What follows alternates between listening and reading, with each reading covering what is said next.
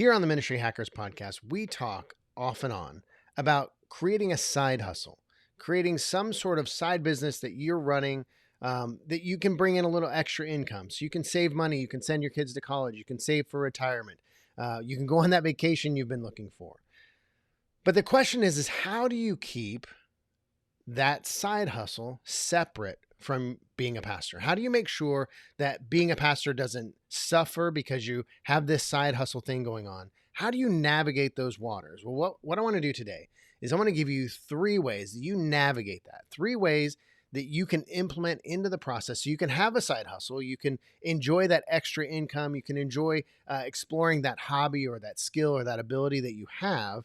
Enjoy that without it messing with your ministry, without it taking away your time and your energy to where your ministry suffers because you have this side hustle. I'm going to give you 3 ways it's going to help you do that. So let's get started. So the big question is this: how do pastors like us who remain focused on the mission of Jesus and serving our communities without being distracted by everything in the world around us, how do we increase our effectiveness while living a lifestyle that doesn't compromise our health, our families, or our personal relationships with Jesus? That's the question this podcast is going to answer. I'm Dr. Brandon Party Cooper, and welcome to the Ministry Hackers Podcast. Welcome to this episode of Ministry Hackers Podcast. I hope you are doing wonderfully. I hope you are having a wonderful day. Hope you had a wonderful weekend. Sunday service was great. And that you're coming into this week excited to see what God's going to do in you and through you, through your church, through your ministry, through your team, through your volunteers, through everything that you're a part of. Just so excited that you are a part, that you take time out of your day to be a part of this podcast, to tune in, to learn some tips, some tricks, to learn just how you can build this dream life in ministry that you've dreamed about. Maybe you haven't talked about, maybe you haven't shared it with anybody, but there deep down inside you, there's this idea of this dream life of ministry where you can pastor a growing church, you can pastor a growing ministry, but at the same time, have time and money and energy for the things that you really like to do. Spend time with your family, go on vacations. Maybe you love to travel. Maybe you just want to get away and read a book with nobody bothering you. You know, whatever that is for you, I believe that God has created that dream life, and I want to help you get there. And so today, we're going to talk a little bit how you can create that, talking about having a side hustle. Now, before I do that, we had so much fun last time that we had Pastor Matt Wozbinski come in and hang out with me. So I decided to invite him in again and to be a part of this. And so I want you to welcome Pastor Matt back to the podcast again today. Welcome, Pastor Matt. Hey, what is up? Yes, had a lot of fun. It was good to kind of be back in the booth with you and just kind of talking ministry and life. And so excited to kind of do that again this week. Yeah. So for anybody who missed the last episode that Pastor Matt was with us, he actually helped me launch this podcast. Over 2.5 years ago, which is hard to believe that's been that long. But that's 2.5 years ago, he helped me launch it. He was on there. He's been a guest several times. He's been off on a hiatus for the last several months, but he's back. So excited that he's been with us. Had lots of fun last time. And so just excited to have him back again. So today we are talking about how to balance the waters, how to navigate those waters of having a side hustle, living that life, while at the same time being a pastor, being in ministry. And so this is kind of a fresher world for you, Matt. So why don't you share with everybody kind of what your side hustle is and maybe even a little bit your journey from just being just a pastor to moving into having a little bit of a side hustle along the way. Absolutely. So my main side hustle is Funko Pops. For those that don't know what Funko Pops are, they're basically bobbleheads that are all the same line. So there's everything from Star Wars to Disney to classic TV shows, and they all have these little bobbleheads, and they're very collectible. People buy them, sell them, trade them, all that sort of stuff. And so I specialize in buying people's collections and then buying them at maybe 50% of their value, but saying, hey, I'll take it all. And then turning it around and selling it on eBay or Mercari or whatnot or Facebook Marketplace. And then kind of saying, okay, I'll take the risk, but then also get that long-term gain and over time kind of get my money back. Now, it kind of went into hyperdrive because there was actually another pastor at the church that I work at who has an entrepreneurial mindset, kind of has a few different businesses going on. And one of those is eBay, selling collectibles or basically everything under the sun. And his former job before he worked at 242 was he was actually a financial investment person. So before he was a pastor, he worked in, finance and retirement and investments. And so it was tax season and I came to him and I said, hey, I have a couple $1,000, but an actual financial person won't give me the time of day if I don't have like $50,000 to invest. If I have a couple $100, like where would you suggest that I throw it? Should I just buy a bunch of Google stock or something? And he said, well, I see that you collect Funko Pops and that I was casually selling them. Basically, this doesn't really fit my collection anymore, or I have 2 of these, or I found a good deal, just very casually selling them. And he's like, well, what's like your kind of like ROI on that? Like, what's your return on investment? And I said, well, normally you can get, buy it at 50% the value and then hold on to it for a month or 2 and then sell it. And it's a quantity game. You're making maybe $5 or $10 per thing. But that's kind of just what I've casually been doing. And he said, well, what would it look like if you took that $500, $1,000, $2,000 and just bought Funko Pops with it? And instead of investing it into the stock market or something like that, where you're maybe going to get over the next, 10, 15 years, you might get a 2%, 3%, 5% return. What if you could get a 30%, 40% return and just do a little bit of work with it? Wow. And I said, well, that's like an interesting concept, I guess. And he's like, well, that's basically what I do. And so he actually became my financial backer. He said, I know nothing about Funko Pops. I don't know anything about like the culture or the trends or the market for it, but you do. So what if you took this thing that is your hobby that you enjoy on the side? What if I would be the financial backer for it, and then we would just split the profits? He would take the financial risk. I would do kind of the legwork of finding and shipping out collections, and then we would just split the profits. And I said, that sounds like a great idea.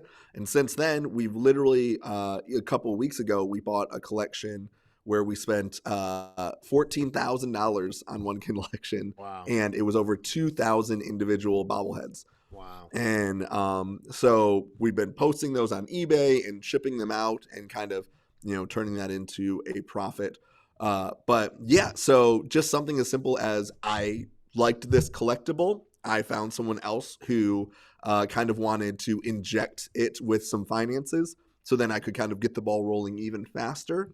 And now that's my side hustle. So that's my main side hustle and kind of how I got plugged into that while still doing a pastoral position. Right. And that's a full-time position, right? Yeah. Yeah. And so for those of you those of you who have been listening to the podcast for a while and specifically watching it, if you go back to when Matt was with us on a regular basis, he had this big wall of Funko Pops surrounding him. So just for conceptual and just because for my own curiosity, how many Funko Pops did you have when you were just casually selling them here and there before you really got into it? I mean, what was your highest? Well, so, let's go there.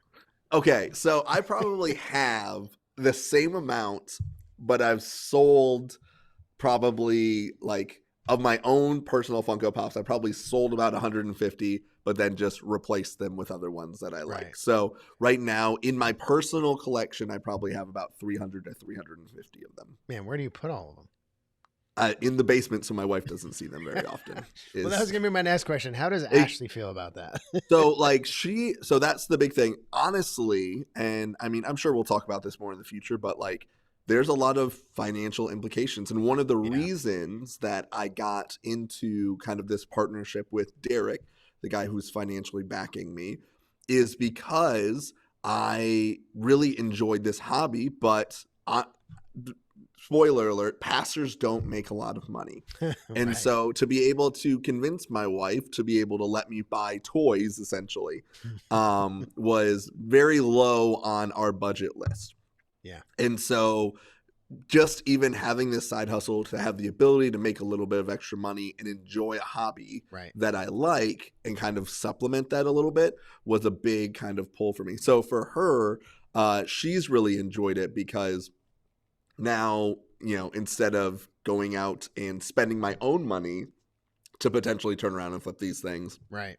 she's not seeing hundreds or even thousands of dollars coming out of our bank account to kind of go towards my side hustle and then crossing our fingers and hoping that it works. Right. She kind of sees like, okay, we're making a regular kind of income stream. And I can still kind of hold on to those Funko Pops that I like. Perfect. Well, and that's ultimately that's what really we're talking about here. As far as like, we talk about the dream life and ministry, and we talk about kind of the three pieces in the framework, developing a highly effective team. That's step one. Step two is delivering these engaging experiences. And then step three is designing these streams of income. And the idea is not so that we're, like you said, we're pastors. We're not making tons of money. But the idea is not that we are living, walking around as millionaires and, we have our yachts and our Lambos, and that's not the whole idea. The idea is exactly that, is we have hobbies, we have interests, we have things we want to do, things that we want to enjoy. And sometimes on a pastoral salary, that's just hard to enjoy those parts of our lives because we just don't have the income to do them. And so by creating a little bit of a side income that takes, a little bit of time, just for us conceptually, Matt, about how much time a week do you spend on it? 5 to 10 hours, maybe. A lot of it is front loaded. So for example, we had 2,000 Funko Pops that we had to post online. But then once it's posted online, then a lot of it is every 2 to 3 days, you're selling 2 to 3 Funko Pops, and you have to take 15 to 20 minutes to package them, take them to the post office, and that's about it. So so like you have busy seasons and less busy seasons, but I mean, it is not something that I am spending, 30 to 40 hours on in addition to my regular job. Right. And that's the thing. And I would imagine that the trade-off financially, that it allows you to do so many other things, that 10 hours a week is a great trade-off. And so, and that's what we're really getting at, is we're really wanting to, help all of our listeners to understand that that's the goal, is to create just a little bit of, not to leave the ministry necessarily, but to create this side hustle, this little side income, this business that you can manage in just a handful of hours a week, that's going to open the doors and give you the financial freedom that all of us on some level or another really desire to have. And so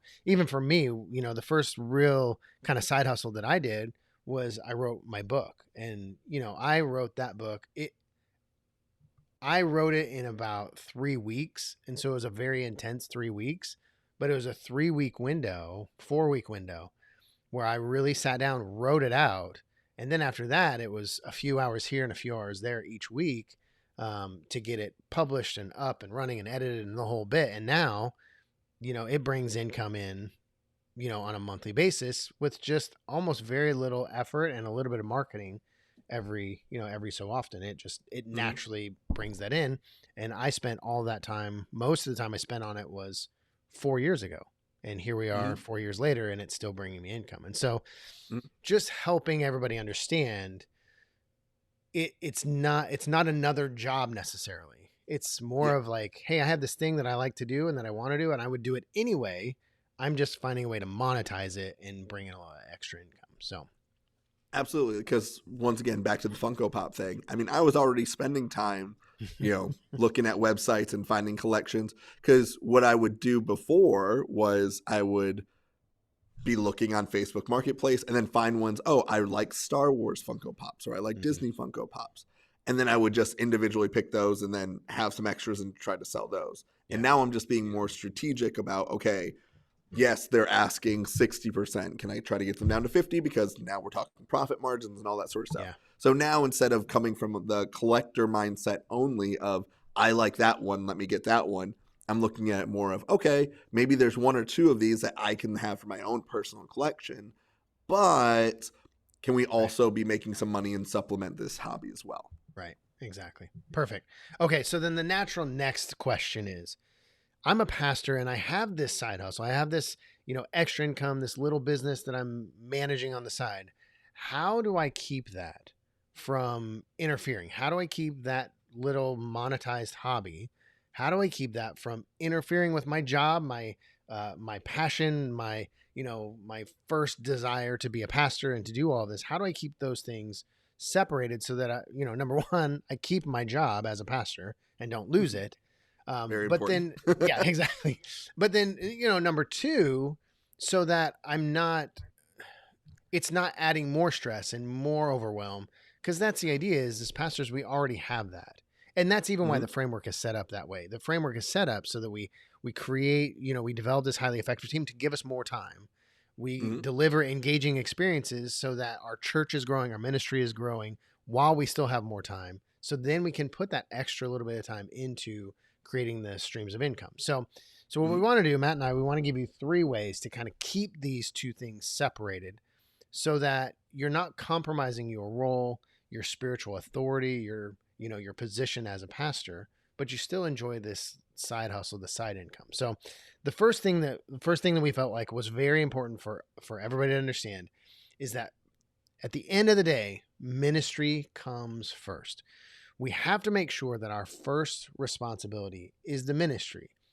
Everything that goes with ministry, every aspect of it. So if you're a lead pastor, making sure that you are ministering to your congregation, you are discipling them, you are doing that as well as you possibly can before you jump into this other thing, this side hustle thing, making sure that Mhm. you're not compromising the discipleship of those in your congregation. You're not compromising your attention to your staff and your volunteers, making sure that those things aren't being compromised while you're spending time over here doing this other thing, making sure that ministry first. And if push comes to shove and you're giving up on one of them, that it's not the ministry that you're giving up on. Unless God is calling you away from that, God is calling you to go full time into this side hustle. That's a different story. But if you're just dabbling over here, trying to keep up with ministry, and the ministry is suffering, and you come to a point where you have to choose between the two, that you're choosing what God's called you to do as a pastor and ministry leader, doing that first. What do you think, Matt? Mhm. Yeah, and I think that I really like how you even said, it's okay if, let's say, you kind of do this side hustle as just kind of a passion project, and then you realize, wow, maybe this is kind of a phase of life that I'm moving into. Mm-hmm. I feel like maybe God has really blessed me or equipped me or, given me the tools where this could be my full-time thing. But Right. then at the same time, you also don't want to put your congregation, your church in a situation where they're getting kind of the leftovers when you've committed to giving them the full meal. Exactly. So, Yeah, that's good. that's a far conversation like down the road of, okay, that might be a conversation you have to have with, maybe your pastor or something along the lines of, hey, my business is going very well. I feel like this is a direction that God's leading me. I might need to, in all honesty, like cut back my hours because I'm not giving you what I've promised you and Right. I've committed to you. And so, yeah, so I think that's a good thing too. And then the other thing, real life example of this is in a couple of weeks, there's a Comic-Con and it's a Saturday, Sunday thing. And we're looking Explain at, what a Comic-Con is, just in case somebody doesn't know what yes, it is. exactly. Because not I'm all of us live in assuming that world. exactly. There are some people that are like, "What is this man talking about?" So Comic-Con is a short for a comic book convention. They used to literally just be that, where it was just people who had comic book collections would come, sell them, and now it's become this big thing where they'll have celebrities do autograph signings, they'll have collectibles and trading cards and all this sort of stuff. So there's one that's about an hour away. Probably 15 to 20,000 people come over the weekend. And so it's a big opportunity, obviously, in my circle to sell Funko Pops. And so we are looking at getting a booth, but it's also on a Saturday and a Sunday. For those that may be unfamiliar, Sundays are kind of a big day in the church world. And so I'm currently working through the pro con, the ministry first side of what would it look like if I took that Sunday off. Now, kind of like you said, there's a reason that you structure kind of the dream life the way that you do. Right. Because I have set myself up kind of following that structure where I have a few options. I feel very comfortable with the team that I put in place Yeah. to where if I am gone on that Sunday, as long as I'm equipping them leading up to that Sunday, that I know I can take a Sunday off, go work on this side hustle. I'm not going to be gone every Sunday, but this could be a really good opportunity to kind of enhance that side hustle a little bit, but feel comfortable with the team that I've put in place and equipped that I can miss that Sunday. Or on the flip side, do that pro cons list and say, well, you know what, that would be great, but maybe I need to equip someone on my side hustle side to run that booth or only be available one of the 2 days. And so once again, you have to just look at that ministry first mindset of, you don't want to go into that weekend saying, okay, I don't have a team prepared. I don't have someone who can cover what needs to be done on a Sunday, but I really like this side hustle and there's this big opportunity that comes into town. And so I'm just going to take it. And then your ministry is suffering because of it. So if you're setting up the right things, it doesn't mean that you can't do that or can't maybe say no to some ministry things if you're properly set up in that way. But there are also going to be times where you have to say, want to know what? This is kind of the main thing that I feel like God has called me to, that is paying my bills, that I have committed to. And so I'm going to have to say no to maybe a good opportunity because of what I've already committed both to God and to the person who is signing my paycheck, that I'm going to follow through with this. So, but yeah, you just have to make sure that you're putting that first. And then if that doesn't always mean you have to do that every single time, but you're just considering that first and kind of the ripple effect of, am I prepared to step away from this for a minute so then I can do my side hustle a little bit more. Yeah. And that's exactly, and that's a good point. Because like you said, the framework is set up on purpose the way it is, because having that team really opens those doors, really opens that opportunity. Because you're right. If you're letting the ministry side suffer, if you're saying, hey, this is somehow becoming more of a priority, and you haven't done the work of building the team and equipping and empowering them to make decisions, to do what needs to be done in your absence, then number one, you're creating an environment where you really can't enjoy the side hustle and all the benefits. So even, so the pastor at the church that I go to, he's not necessarily in a side hustle situation, but his two boys, he's got, 2 boys that are in Little League who are in the state championship. And so they've been in the tournament for the last almost 3 weeks. Well, he has missed the last 2 Sundays because he's coaching one team and then his other son is on the other team. And so they've been traveling all over the state of Virginia playing in these tournaments. And so he has not been there for the last 2 Sundays. But has the church missed a beat? Absolutely not, because he's got a great team behind him. His worship pastor has stepped up and preached the last 2 weeks. The congregation has moved forward. We've championed everything that Pastor Brandon is doing and his boys and everything else. And what's been really cool to see as, a congregant, but then also, as a former pastor and as somebody who does this with pastors and coaches pastors, it's been awesome to see the congregation really not be upset about the fact that he's gone, but really champion the idea of like, he's there for his boys in this very crucial point of their life. And we have a great team that's backing him. And Pastor Corey has done a great job of preaching the last 2 weeks. And he has put in the work of developing a team so that he can live his dream life coaching his boys in the championship tournament. Because that's not something may ever get again. And so the team is so important. And the fact that you've done that and you've built the team, and you can, if you choose to go to the Comic-Con, your team is there, that they're backing everything that he's been on, and you can enjoy the Comic-Con and do what you need to do, not having to worry about whether or not things are working for that Sunday morning at church. So I love that.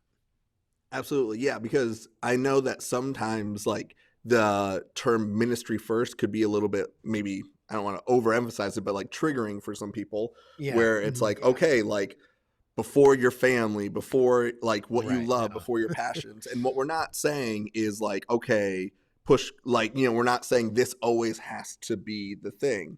A great example of that that popped in my brain is one of our former worship pastors, kind of his side hustle / hobby is Taekwondo. He actually helps run a Taekwondo like group dojo here at the church.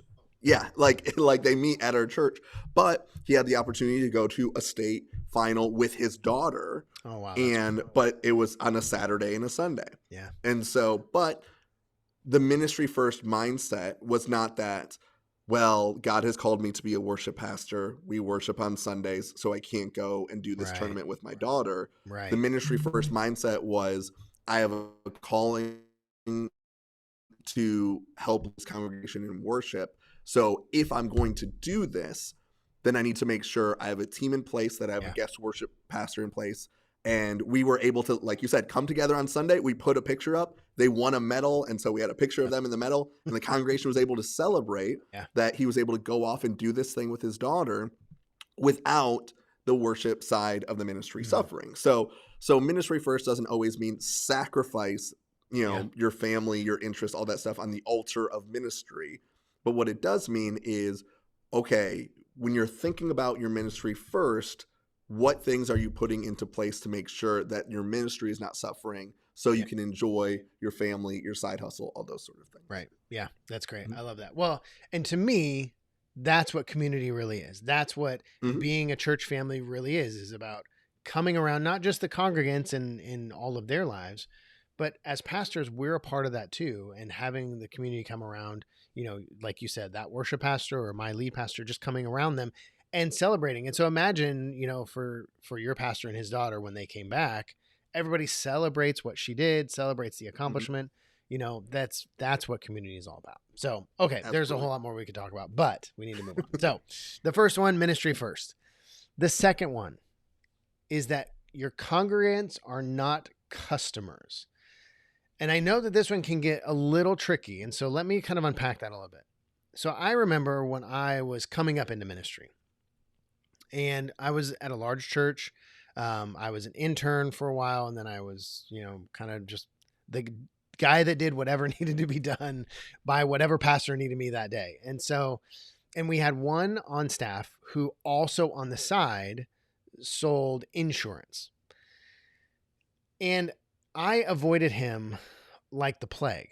And the reason is because every conversation I had with him, every single one, it didn't matter what we were talking about. Somehow in that 5-minute window, he was able to bring it back around to, hey, have you thought about getting insurance? And I was 21, 22 years old. I didn't Mhm. really even think about insurance, and I didn't care. And at the end of the day, I didn't have the money for it. And so Mhm. so that conversation for me at that stage of my life was a pointless conversation for me to ever have. Even though I Yeah. understand now the importance of it, it wasn't Yeah. happening for me at that point. But yet every time he would bring it back to, hey, you want to get some insurance? And Mhm. no, thank you. I got really good about very gently and politely saying no. That Yeah. was a good lesson for me at that point in my life. But the point is that we don't want to become the salesman. Mhm. Pastor salesman is not who we want to be, where we're almost becoming the guy who's pushing whatever our product or service or whatever it is that we have. We don't want to become that to our congregants. We don't Mhm. want to become the pastor that every conversation we're trying to maneuver them and trying to even in some ways manipulate them into a sale. That's not where we want to be. We don't want to compromise our role as a spiritual leader in their life to a salesman selling whatever. And so Mhm. has that been a challenge for you at all? I don't know how Funko Pops are for your congregation. Yeah. Is that it, Yeah. where Yeah. how does They that work for you? sound like exactly. Every time I preach, I have a 5-minute commercial about Funko Pops and how you need them in your life. You could get yours But today. exactly. With every baptism comes a free Funko Pop. But it is interesting though, because I'm very open about the fact that I sell and I collect Funko Pops. On my social media or just in conversation.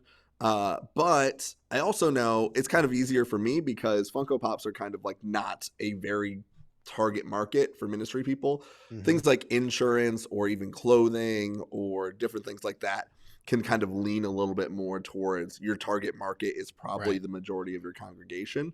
But I will say this. I have had people who, are congregants or attend our church that have come to me and said, hey, my kid loves this thing. His Yeah. birthday, like literally, I had someone who had Grogu, Baby Yoda. Mm-hmm. And he's like, my son loves it. Do you have any Funko Pops? His birthday, this was on a Sunday. So came up to me on a Sunday morning and said, hey, his birthday is on Wednesday. Like, do you have anything? I'm like, yeah. And I was able to pull up some pictures and say, yeah, we have this, this, and this. These are the prices on them. And he said he would love that one. Can I stop by your house like this afternoon and grab it? I said, absolutely. And like we did like a whole like driveway exchange sort of a thing. And then the next Sunday he came, he's like, he loved it. He put it on his shelf, all this sort of stuff. And so, And then he'll always it's not know that came from Pastor Matt. Exactly. And so it's not that those things can't or won't ever intersect, but there's a difference between that and me setting up a table in the lobby and saying like, or handing out my, Waz Pops business card along with my, hey, I'm the, community life pastor. Here's that card. And I'm a Funko Pop salesman. Here's that card. Yeah. You have front and back. Exactly. It's just a two-sided card. Yeah, I saved on the black and brown belt. You just flip it over for whatever you Yep, need. exactly. Oh, that's the greatest thing I've ever gotten in my life. But yeah, so it's not that they can't, kind of mesh, but at the same time, if every time I'm having a conversation with someone, or even I would say even frequently, if I'm having conversation with people and I am the one who is slipping that in, then I think that it becomes uncomfortable. And there is some level of, like you said, spiritual authority that comes with that, especially if it is something that maybe people might want, like you fix cars on the side. We, for example, we have someone on our staff who details cards as a side hustle.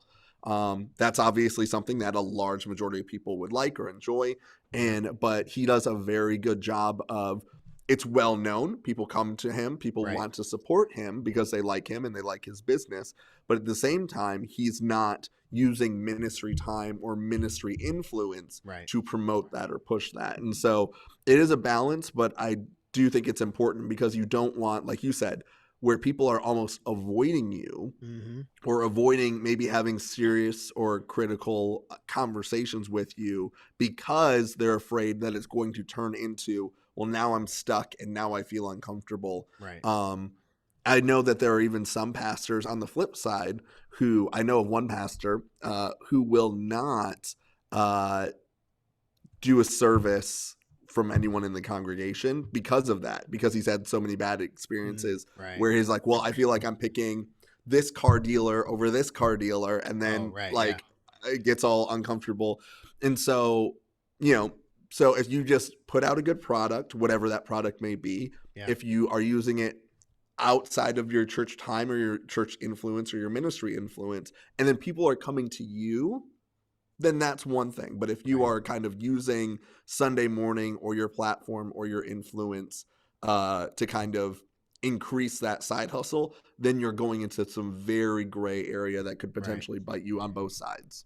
Well, and I think this is most tempting when you're starting out because you feel this need to like get the word out and tell people and, get those, first handful of sales or whatever. So there's definitely a real drive. And especially if you're listening to this and you are thinking about doing a side hustle, just know that those first initial months, weeks, even first year, you may feel that temptation of like, I just need to tell them so they know because they know I can help them and they would love it.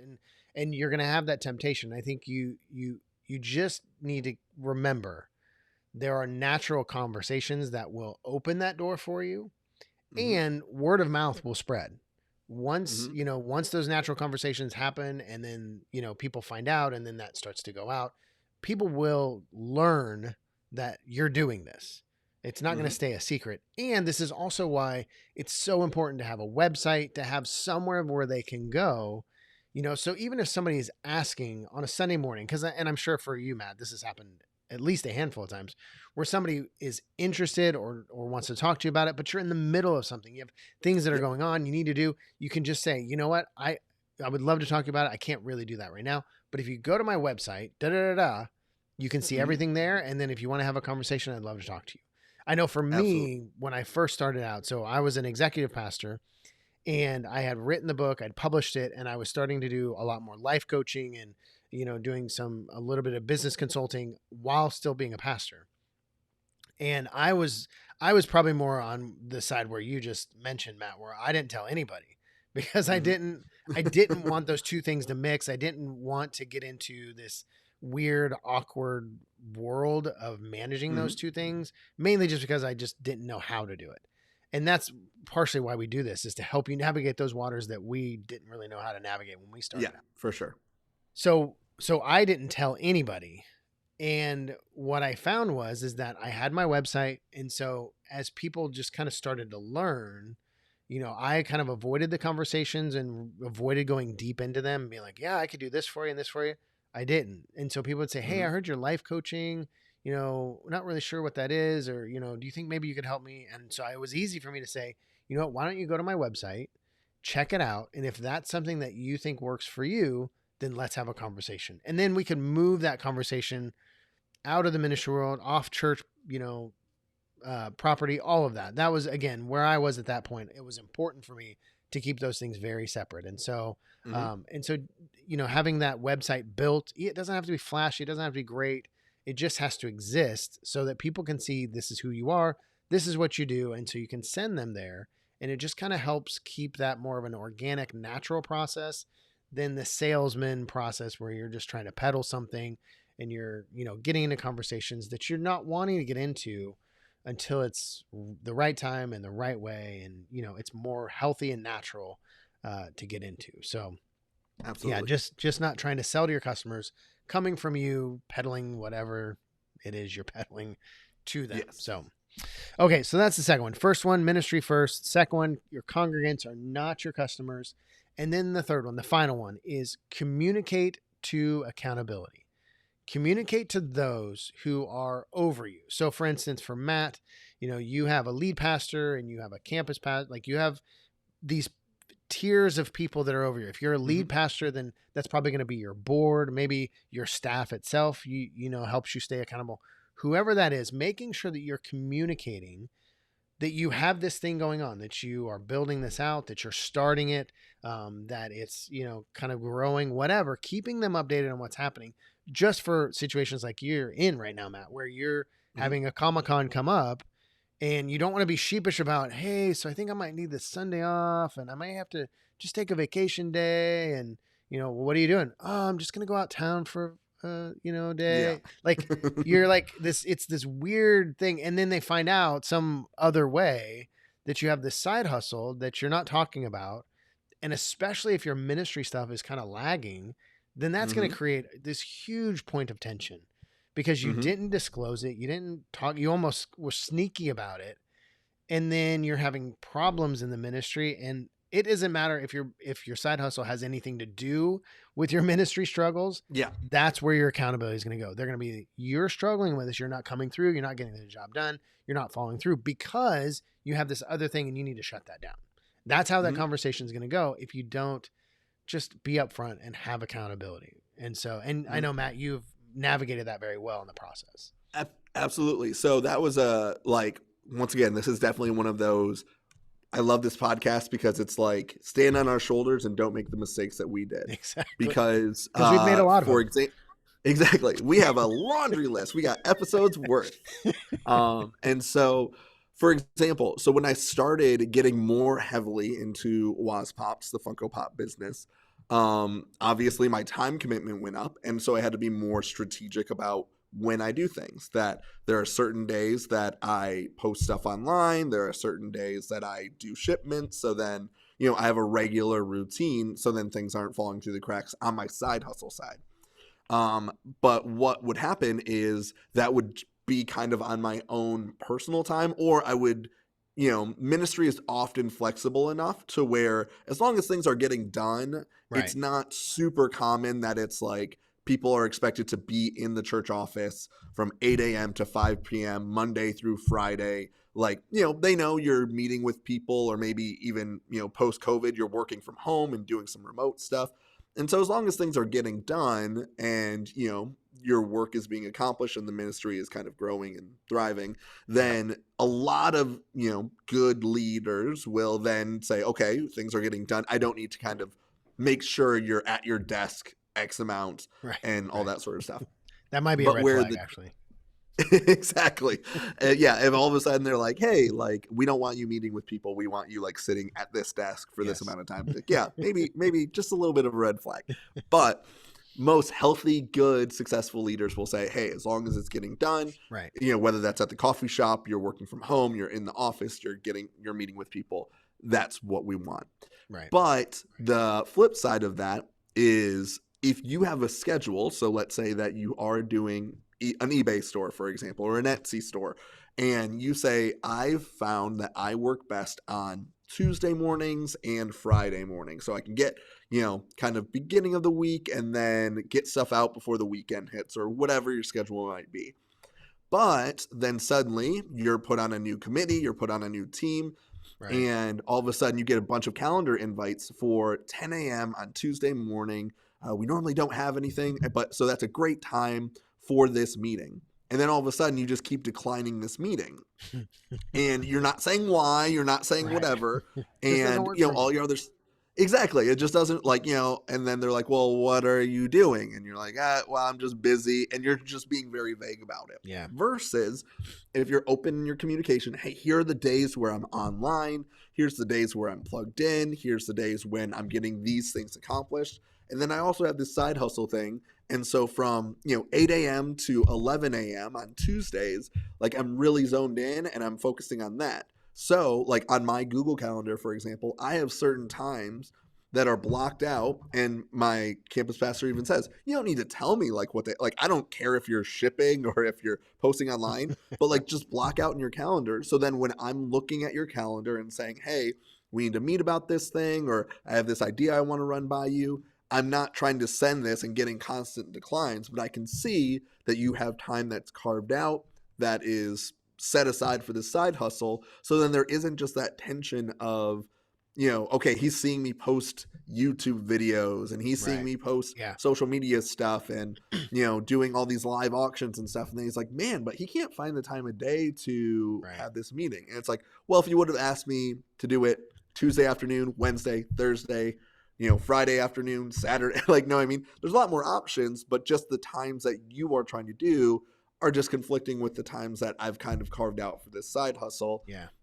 That cleared up so many things. So then they kind of know, okay, like these are the days and these are the sweet spots where if I want to communicate with you, if I want to like have an impromptu meeting next week, I can throw it in your calendar and then we're good to go. And there isn't just this constant tension of, oh man, I'm supposed to be doing my side hustle, but my boss wants to have a meeting. So now I'm behind on the side hustle and I'm feeling stressed about that. Or I'm having to decline and now my boss is wondering why I'm not working as much as I should. And so, yeah, so as long as you're communicating, then I've found that most healthy and good leaders are like, okay, that makes sense. You're still getting your work done. I still know when I can contact you and when you're still doing your stuff. And you're still able to do your side hustle without having to compromise too much on either of them. Right. Well, and this plays in a little bit with the first one too, ministry first, because there are going to be times where you've carved out time, you've set something up, whatever, and maybe your pastor or somebody in your, board or whatever, something comes up where it has to be at that time. And you're going to have to make the adjustment and say, okay, ministry first. So I'm going to have to move that time. Maybe it's just one time you have to move it. Or maybe it's like you said, maybe there's like, here is a regular meeting that we have to have because it works for everybody else on staff. And you can't be the one to be like, oh, sorry guys. I have this side hustle, and so I'm not gonna be able to be there. There's going to be points where you may just have to adjust that. And that's conversations with your family and, all of that. But again, if you're raising your hand and say, hey, I'm a pastor and ministry leader first, and this side hustle is just literally that, a side hustle, then there are points where you're going to have to navigate those waters. I think, like you said, Matt, the more you can be upfront, the more you can communicate, these are my cutout times. And you have a good pastor, a good leader over you who is, willing to work around that, then I think that in those cases, if they come to you and say, hey, we have to do it at this time, they've already looked for other options. So don't fight that.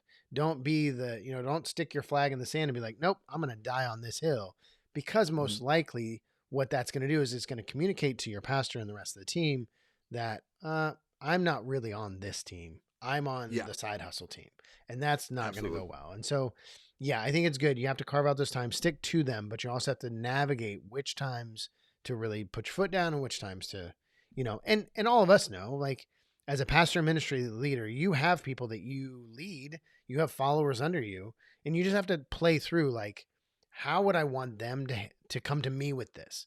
How would I want Mm-hmm. them to navigate these waters if the shoe was on the other foot and they had the side hustle and I was, their leader? How would I want them to communicate to me about navigating this? And I think usually when we take that perspective, usually that helps us make better decisions on how we navigate it ourselves. Exactly. Yeah. Because, like, for example, we just switched for efficiency. We used to have our staff prayer on Wednesdays, and then we would have our staff synergy, which is basically staff meeting, on Tuesdays. And what we realized was, especially with, honestly, like with gas prices and people working from home a little bit more, it just made more sense to have those both on the same day instead of like, hey, we're going to have one meeting where we all have to come together for an hour and a half on this day. And then the next day, one meeting where we would come together for an hour and a half. But so that used to be a Tuesday, Wednesday thing. So, for example, this wasn't the case, but let's say it was. Let's say that Tuesday mornings were when I was doing my side hustle thing. And before, there was no meeting there. But then across all 7 of our campuses, it comes down that, hey, well, now we are going to, instead of having this meeting at 11, we're going to add a meeting at 9. So now we're going to have one from 9 to 11 and then one from 11 to 1 or whatever. Right. And if I'm like, oh, my side hustle is from 9 to 11, that, before with the schedule. And so I'm not going to be able to attend staff prayer forever. And like, I don't know, like you said, that like, I'm not saying you can't do that. Exactly. I'm not saying you can't do that. But what, like you said, what that's going to say is, okay, well, we've kind of stayed like this is a pretty big priority. Like it's something we're asking our 100 plus employees across 7 different campuses to adjust to. And you're saying like that you're not flexible enough to, okay, well, now I have some free time on Wednesday because that meeting was on Wednesday and now it's being moved to Tuesday. So maybe I'll just take up that time slot and just move that around and okay, we can make that work. So I think that, ministry first in that sense of, okay, what's kind of the main 90% paying most of your bills, kind of what you feel like God has called you to do. Don't let that 10%, helping you get to retirement a little bit faster, go on that vacation, enjoy that hobby. Don't let that compromise the, like, your bread and butter and what you feel like God has called you to do. But a lot of that, like I said, just comes with that honest communication where even it might be, hey, this is a new change that you're throwing at me. I might miss the first week because I'm going to need a week or so to adjust schedules and all that sort of stuff. Good. Most people are like, great, that's, that's fine. Hey, give me a week or so I can rearrange some phone call. Like you, for example, like if you were, on staff at a church while doing that, hey, I have some coaching stuff that I do on Tuesdays and that's kind of already in place. I'm not saying I can't do that, but what I'm going to have to do is reach out to some people and say, hey, my pastoral job, my main thing is moving some stuff around. Here are the other days I'm available. Are any of these able to work for you? Yeah, I can do Thursdays instead. Perfect. Great. Okay, let's do these next 2 sessions on Tuesday. And then starting next month, we'll start doing this. So once again, a lot of it is just that communication. So then you're not just saying, oh, no, I can't do that. Why? Well, because I'm busy. And then all of a sudden it's just sort of like, okay, are you not excited about this? Are you just not, what's going on? And then it just causes all of this tension that you can avoid just by communicating. Right. Yep, exactly. Well, and the thing is, again, communicating to accountability, the whole idea of accountability is transparency. The whole idea of accountability is being upfront and sharing and making sure that everybody's on the same page. And so, I think that taking that stance as a pastor and ministry leader, we teach people all the time, have accountability and be open with your accountability. Well, that's the same thing for us. Like if we kind of have that, the mindset that we're going to be open and we're going to be honest and we're going to share and communicate everything up front, it's just going to be a lot smoother waters. And, kind of even you shared a little bit, Matt, you become a resource to everybody around you, including your accountability, rather than almost this thing they have to manage because of your side hustle. And that's definitely where we'd rather be. We'd rather be, like you were talking about other pastors on staff that they have their own side hustles and that's a resource that can be utilized through the congregation and through the staff not because they're selling, but because they're being open about it. They're being upfront of it. They're navigating the ministry side as well as their side hustle well. And so now it's like, hey, we would love to have my car detailed. Well, you have a guy who does that. And it's not this point of tension. It's, oh man, it's great to have this resource within our, world of influence or within our church family or whatever. And that's what we want. The whole idea of our side hustle is, it's obviously to create this dream life for us and to create margin and all of those things, but it's also to serve people, whatever you're doing. Even, Matt, for you have this Funko Pop business. Well, you're serving people. You're putting smiles on kids' faces and on adults' faces too. You're creating points of joy and happiness. You're serving people. And so it doesn't matter what your side hustle is. It doesn't matter what you're doing. The idea is your heart as a pastor and ministry leader translates over just as easily. You're serving people.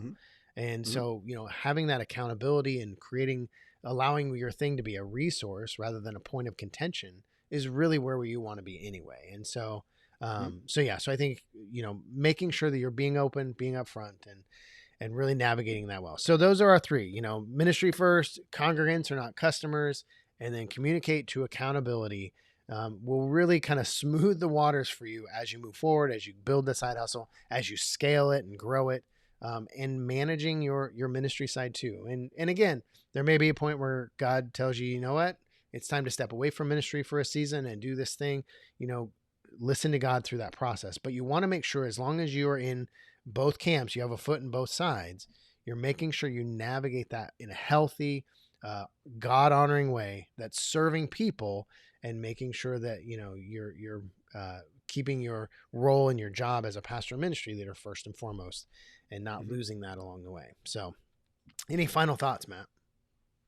No, I think that's really good. And I think that, I think a lot of this also just comes down to, you don't want your side hustle to be like this, like dirty secret, like, oh yeah, I kind of do this because, once again, you don't want to be overt about it where it's like, hey, everyone buy from me. You don't want to under communicate it to your superiors because you're like, it's kind of just my little side project. But I've found that if it's something that you're passionate about, so once again, Funko Pops for me has created so many really good relational building conversations because people are like, oh, this guy's a dork too. Like he's into, like I said, high nerd. He's into Harry Potter and Star Wars and Disney and Marvel and all that sort of stuff. And that has caused me, being like a Funko Pop guy, has caused a lot of really good conversations with people on my team and different things like that. And not because I am, wearing a Waz Pops t-shirt and handing out my card to everybody, but it's just, I'm very open about, oh yeah, like, in a couple of weeks, I'll be going to this Comic-Con. I'm really excited about it. Or yeah, I can't believe this new pop just came out, or anything like that. And so it's just that good tension of, not in a bad way tension, but good balance of, okay, I know I'm here, especially like on a Sunday morning. I know I'm here. I know what, this is my job and what I feel like my calling is. Right. But at the same time, just the way like you wouldn't necessarily shy away from, you're a Kansas City Chiefs fan, for example. Right. If it comes up in conversation, great. But if every conversation you're having in the lobby is like, hey, the Chiefs, what do you think about their draft pick? Do you think that they're going to like go over or under on the, like, it's sort of like, I need prayer for my daughter. like, know what I mean? Like if every conversation like reverts back to, oh, Kansas City Chiefs is the best. Right. But if someone comes up to you and says like, oh yeah, I saw on your Facebook, or, I saw that you were wearing a Chiefs jersey the other day, I like them too. And then this organic conversation comes out. Right. Then I think that that's fine. It's just, once again, balance and healthy balance so you can have both without letting either of them suffer. Yeah, exactly. Well, and again, remember, the goal here is to craft and discover what your dream life looks like, whatever that looks like, however that is. And we want to help you get that started as well. And so I want to invite you to go to brandonpartycooper.com/free getaway. And what you're going to get there is you're going to get a list of 10 locations around the country where you can go for a free getaway, whether it's 2 days or 14 days. All of these people on this list have said, hey, I believe in pastors, I believe in ministry leaders, and I want to bless them with a free getaway at my ranch or my lake house or my cabin or whatever it is that they have. And all you have to do is call them up, tell them you're a pastor, and you can book it with them. So I want to encourage you, go to brandonpartycooper.com/free getaway, get your list of locations and find out. There may be one in your backyard that you could go to next month. And so get the list, check it out, see if there's one you can make it to, and really get away, hang out, have some downtime, relax, rest, whatever you need to do to just rejuvenate yourself. Even thinking about, how would I live this dream life? How would I discover it? What does that look like? How do I navigate the waters to get there? Use that time to dream about the future and dream about all the things that God is wanting to do, not only through you, but also in you. And so again, go to brandonpartycooper.com/free getaway and you can get your list and get started right away. I hope you have a wonderful day. Thank you again so much for being here on this episode. I hope it's helpful for you. I hope it will help you navigate some of these challenging but great waters as you figure out your side hustle. You take your passion, you take your skill, you take your ability, you take your hobby, and you monetize it in a way that creates the margin that you need to live the life that you've wanted to live. All right. Have a wonderful day, and we'll see you in the next episode.